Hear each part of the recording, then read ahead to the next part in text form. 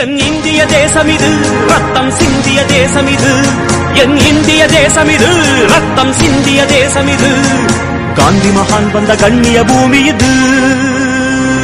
தாயின் மணிக்கொடி சொல்லுது ஜெயஹிந்த், தாயகம் காத்திட தன்னலம் போக்கிட சொல்லுக ஜெயஹிந்த். உயிருடன் கலந்த மொழி, தேனிலும் இனிய மொழி, செம்மொழி என்னும் மகுடம் சூடிய நம் மொழியில் குடியரசு உரையாற்ற வருகிறார்கள் 6ஆம் வகுப்பு மாணவர்கள் லவன் குஷன்.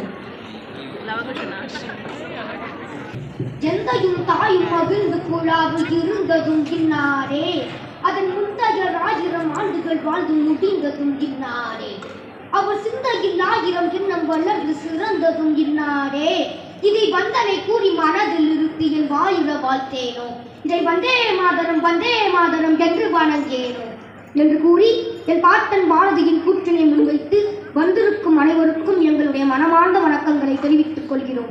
வாழ்தனி எம்மாள் இந்த வையத்து நாட்டிலெல்லாம் தாழ்வுற்று வறுமை மிஞ்சி விடுதலை தவறி கெட்டு பால்பட்டு நின்ற தாமோர் பாரத தேசம் தன்னை வாழ்விக்க வந்த காந்தி மகாத்மா நீ வாழ்க வாழ்க என்று என் பாட்டன் பாரதியின் கூற்றினை முன்வைத்து இந்த குடியரசு தின விழாவிற்கு வந்திருக்கும் அனைத்து நல் உயிர்களுக்கு எங்கள் வணக்கங்களையும் குடியரசு தின வாழ்த்துக்களையும் தெரிவித்துக் கொள்கிறோம்.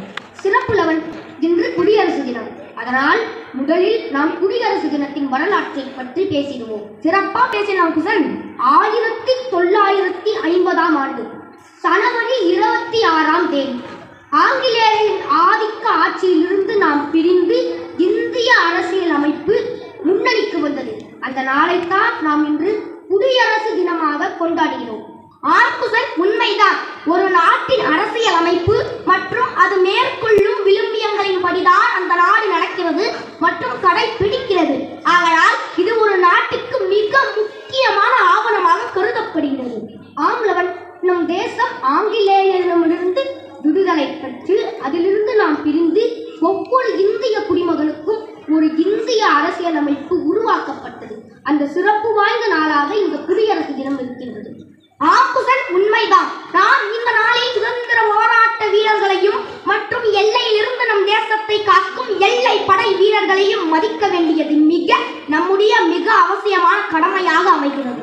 சிறப்புலவன், நம் மூவர்ண கொடியை பறப்பது வெறும் காற்றால் அல்ல, நம் நாடுதான் முக்கியம் என்று தன் உயிரையும் உச்சமர நினைத்து போராடி கொண்டிருக்கும் ஒவ்வொரு இந்திய ராணுவ வீரரின் இறுதி மூச்சு காற்றால் தான் அது இன்றும் பறந்து கொண்டிருக்கிறது என்று சொன்னால் அது மிகையாகாது. சிறப்பு குசன், தண்ணீர் விட்டோ வளர்த்தோம் சர்வேசா, இப்பயிரை கண்ணீரால் காத்தோம் கருக திருமுலமோ என்ற நம் பாட்டன் பாரதியின் கவிதை வரிகள் நமக்கு சுதந்திரத்திற்காக பாடுபட்ட ஒவ்வொரு போராட்ட வீரர்களின் முகங்களை நம் கண்முன்னே காட்டுகிறது.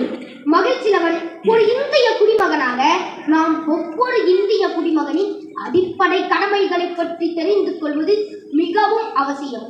ஆக்குசன், ஒவ்வொரு இந்திய குடிமகனுக்கும் 11 அடிப்படை கடமைகள் உள்ளன.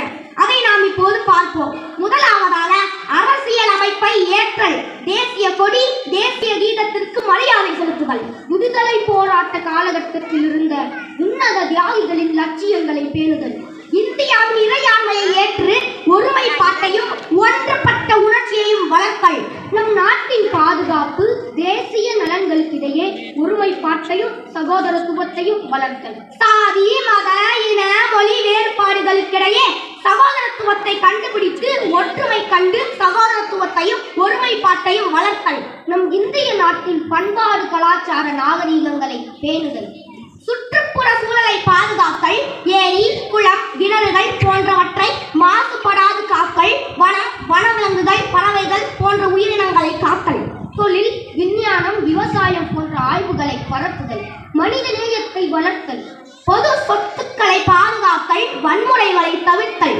தனி மனித மற்றும் கூட்டு நடவடிக்கையினால் ஆன நிறுவனங்கள் மூலம் நம் நாட்டில் உள்ள அனைத்து துறைகளையும் மேம்பாடடைய செய்தல், நம் நாட்டின் முன்னேற்றம் மீது அக்கறை காட்டுதல். சிறப்பு குசன், இறுதியாக 6 வயது முதல் 14 வயது உள்ள பிள்ளைகளை கட்டாயமாக பள்ளிக்கு அனுப்புதல்.